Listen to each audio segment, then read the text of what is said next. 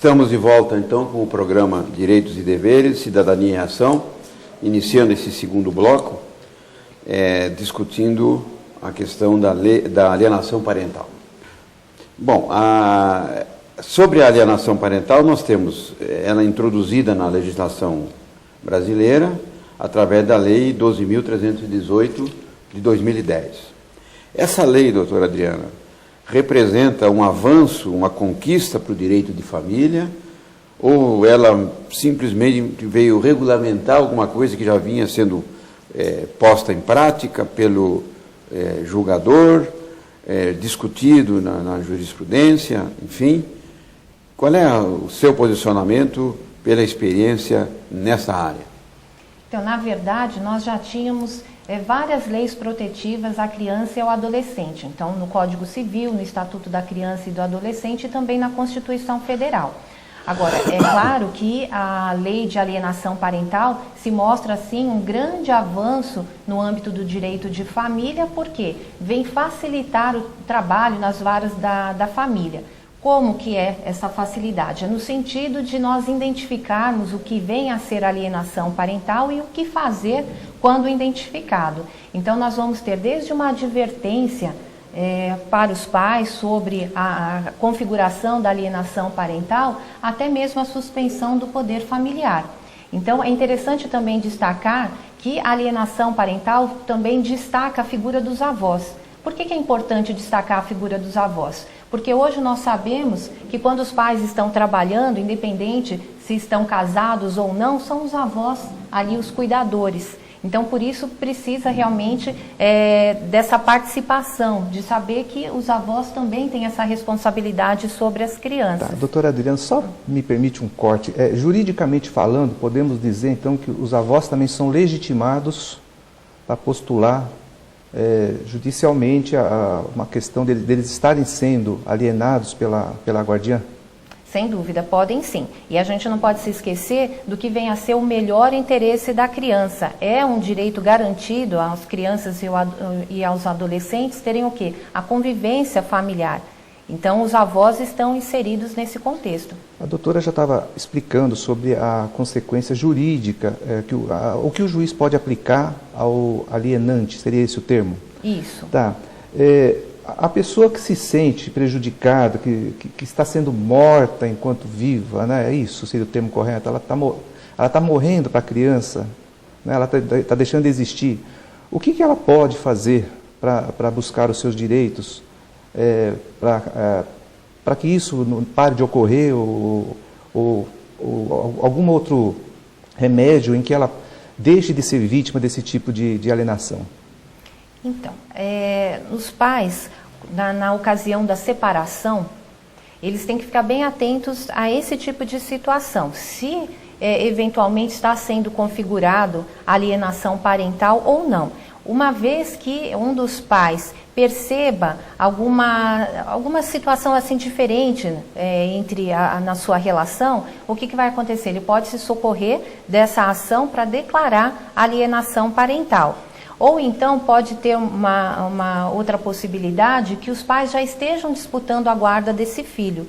E aí nós sabemos que diante de um conflito, o que vai acontecer? Os sentimentos afloram, né, se intensificam. Então, pode até ser que a alienação parental, ela decorra de uma ação judicial. Então, nós podemos tanto promover uma ação de alienação incidental, então já existe uma ação de disputa de guarda e ali surge mais uma de alienação parental, ou então uma ação autônoma. Bem, doutor Cazu, doutora Adriana, nós vamos agora apresentar um vídeo, né, para que os telespectadores possam refletir, examinar, que trata de um caso típico de alienação parental. Então vamos rodar rapidamente esse vídeo e aí voltamos a discutir o assunto. Parecia que eu tinha que ter uma certa cumplicidade com a minha mãe, e se eu achasse legal sair com meu pai, era como se eu estivesse traindo a minha mãe, sabe?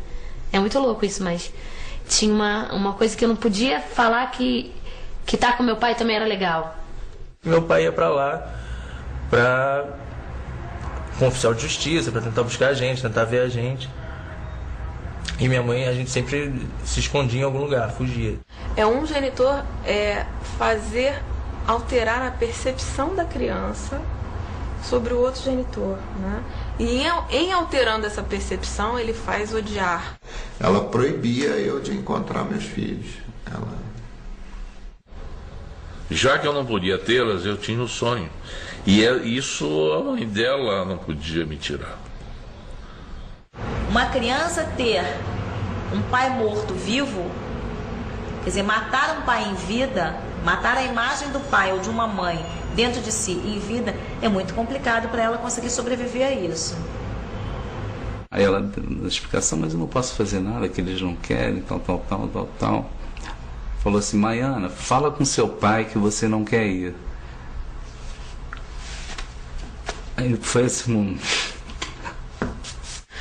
Depois eu fiquei muitos anos sem ver.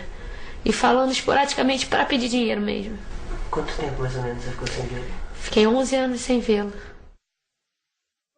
Com a apresentação desse vídeo, o que mais chama a atenção no caso da alienação parental? Qual é o comentário assim, mais importante que poderia ser feito como reflexão?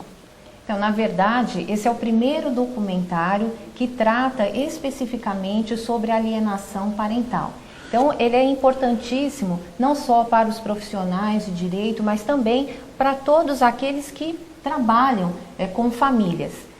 Na verdade, esse documentário ele foi produzido pela Caraminhola Produções Artísticas, no Rio de Janeiro, e é interessante que o diretor desse documentário, ele sofreu também com a questão da alienação parental.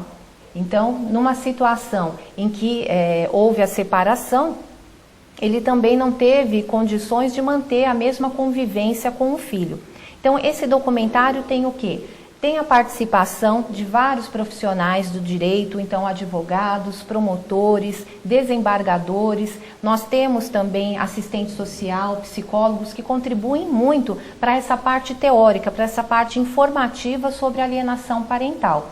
E ao mesmo tempo, porque no direito de família nós não podemos apenas trazer a informação, nós precisamos também sensibilizar as pessoas a respeito do assunto em questão. E os depoimentos de pessoas que sofreram alienação parental, que foram envolvidas por essa patologia, também trazem muito crescimento para quem está assistindo, no sentido de saber que toda aquela situação que foi imposta para crianças, para os adolescentes, o que acontece? Prejudicou o desenvolvimento. Então, nós temos um depoimento que chama bastante atenção, que a criança ficou 11 anos, né? Essa pessoa ficou 11 anos sem contato com o pai.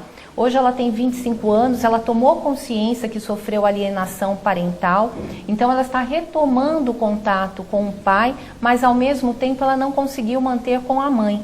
Então, surgiu uma nova ruptura.